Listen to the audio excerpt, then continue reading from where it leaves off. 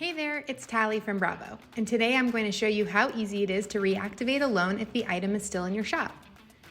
For this example, we are going to show you how to reactivate a loan from expired transactions. We are going to start by finding your customer, Steve Mack. ST for the first name, MA for the last name, and from this list of customers, you can confirm you're selecting the correct one by the address, the phone, and the birth date, and then choose Select to enter the transactions screen. Navigate to the bottom left and select Expired Transactions.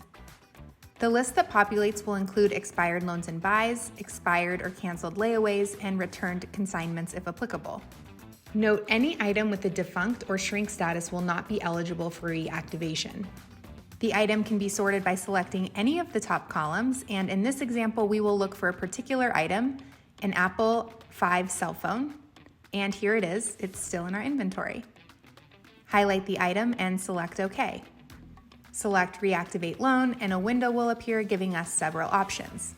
Note, depending on your unique store setup, some or all of these options may not be available. Undo expiration, redemption, renewal, and extension. We will select Renewal.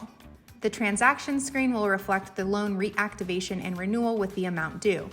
Complete the MLA check if applicable, and then select Next to collect the tender. Select Cash, enter the amount the customer gave us, note any change due, and then select OK. Finally, choose Save. Bravo will print the new loan contract, item tag, and any other supporting documentation. That's it. For additional assistance, give us a call, 888-407-6287. Thanks.